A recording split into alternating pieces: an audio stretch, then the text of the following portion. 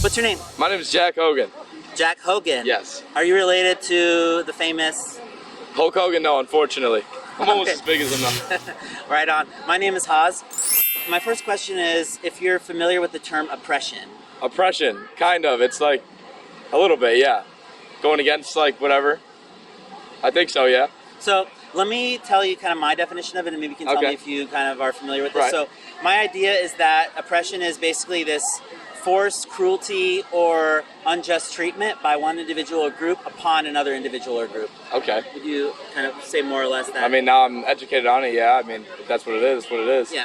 Can you think of an example of oppression throughout, like, this country's history, for example? On Palestine, is that what you're, like, stuff like that? Like, You could certainly consider that, yeah, a form Yeah. of oppression. Or, for example, before the women's suffrage movement succeeded, I'm not even too sure. Is that like, when women didn't have the right to vote, for oh, and example. then, yeah, in like, what, the 60s they got that? Yeah. I believe so. So they were being oppressed. Right. Women were being oppressed. Yes. So I have a few questions about oppression because obviously nobody wants to be evil. Nobody wants to be oppressing anyone else.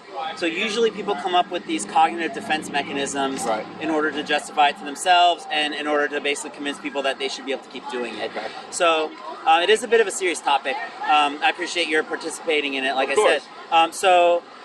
If the oppressor says that they are more powerful than the ones that they're oppressing, do you think that that makes it just? No, absolutely not.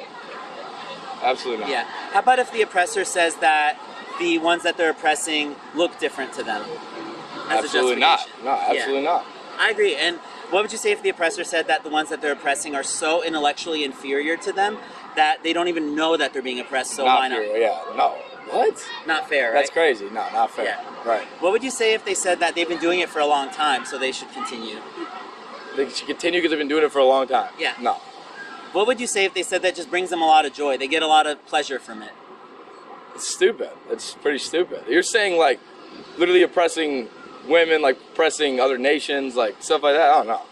Yeah, if Absolutely they give someone a lot of pleasure. No. Like they get a lot of positive Fuck utility off. from No. it. No. Okay, I agree. And what would you say if they would say that it's part of their culture and everybody sees things as they do? So they don't want to be like one of those weird people who's against that oppression. They just want to go with the flow. Be yourself, dog. That's all it is. Like, nah. Hell no. Awesome. I don't like oppression. All I know about it, I'd stay away from that. In any of those cases, you have a consistent view against the oppression. Absolutely. I'm completely against it. That would be my answer. Awesome. Yeah. So in light of all of those things, this is where I'm heading with this. So how do you feel about the non-human animals that humans are forcing into slaughterhouses for unnecessary I foods? actually learned about this in environmental science. I actually think it's horrible. There is better methods for farming. My family are farmers in Ireland, and they handle it very humanely. And they eat what they eat. They sell to people who are going to eat their food. I think we slaughter animals in ways we shouldn't, in humane ways. It's actually horrible. It's horrible. I think that oppression on animals is horrible. We shouldn't kill, like especially how meat is subsidized and everything, and it just encourages farmers to kill more animals. I don't like it. Yeah, I don't like it. You mentioned the idea of like humane killing. Right. In the case of like a human, for example, would you ever see that as a viable option? No. Yeah. So I guess what I would ask you, I don't know if you're familiar with the argument, name the trait, but I would basically ask you, if we can agree that these animals are enslaved and that no matter how well they're treated, they're basically being subjected to a violent death. Right. What would be the trait that, if true of those animals, you seem like a very intelligent guy, so I'm wondering, I guess, like what you would deem a justifiable reason. For example, like Homo habilis or like Neanderthals, for example, like our recent ancestors, they're not human. We could say, just like cows, pigs, chickens, turkeys, that it would be okay to farm them. Would you say that it would Absolutely be okay? not. That's a great way to look at it, because we look at our like pre-evolution forms. Does it mean it's okay to eat them? Yeah, it is a good point. It really is a good point. And not even if we're necessarily eating them, but if we're turning them into purses and shoes and putting them in circuses and making products out of their bodies and secretions. It is pretty ridiculous if you really look at it, because we all live our lives not thinking about everything that is here to make us alive, eat. I mean, it really is like, I think it's horrible. That's all. Yeah. I just think it's horrible. What would be stopping you from taking yourself out of that system that causes non-human animals to be treated as property? I have one more question. I'd like there to be alternatives like that I would know of where to buy meat where it's humane. There is options like that. My mom buys all grass-fed, like, but I don't even know what that means. Does that truly mean that these animals are being treated humanely? I don't know. I really don't know. But what I would do personally is, if there's ways someone could explain to me to eat animals that are like, I don't know, humanely killed, humanely raised, humanely led a great life, I'd be way happier doing that. So you mentioned this idea of humane slaughter. Yes. I don't know if you're familiar with the word humane, but it basically means to show compassion or benevolence, to treat one humanely. And, it just happens to be the fact that that's our namesake as a species that we use. Right. Just to say, if there were xenomorphs who were farming us, they would say we farm them xenomorphically or something like that, Yeah. It doesn't really mean a lot for the animal, but for us, it assuages us of this guilt. Right.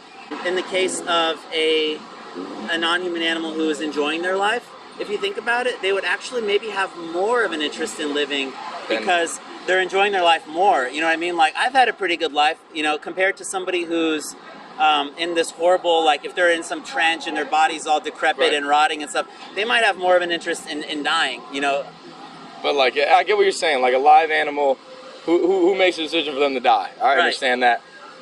I mean, the answer is everyone just becomes vegan in this country. That's the answer.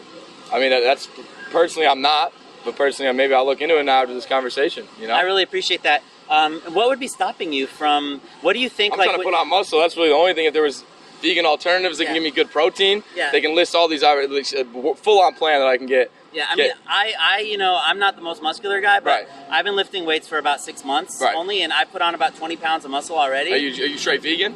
I've been vegan for 12 years. Wow. I haven't eaten animals for 14 years. So, like, what do you eat as a protein alternative? So I eat, like, seitan, or not seitan, sorry, I used to eat seitan. That's actually gluten-based, but you can't eat seitan. Right. I'm also gluten-free, which makes things even harder. Yeah. But I eat, like, tofu, for example, tempeh, How much protein lentils.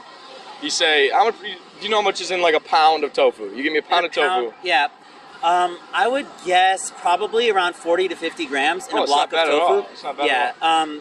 And you can get, pea protein powder, for example. Right, and also, like, Are they vegan? Like, they offer vegan protein powder? Yeah, I mean, there's so many different vegan protein powders available. And, you can eat, like, a whole food plant-based diet and get a lot of protein from, like, lentils. What about nutrition? Everything's nutrition. I mean, getting nutrition from vegetables and stuff, I understand that. But. Not just vegetables, though. It's fruits, veggies, beans, grains, nuts, seeds, and all the things that you can make from those things. Too, yeah, very natural. But you can be a junk food vegan and just eat Oreos and Pringles and soda all day. Right. Awesome. Well, I gotta head out. Okay. Well, I appreciate your stopping. Yeah, and if you don't mind, let me give you some information. All right. This kind of has some more info on, like, eating out and stuff like that. And ultimately, what it comes down to is social pressure. But you said, you gotta be yourself, basically, and buck the system and do your own thing. I feel that. Well, it was nice talking to you guys. Yeah, likewise.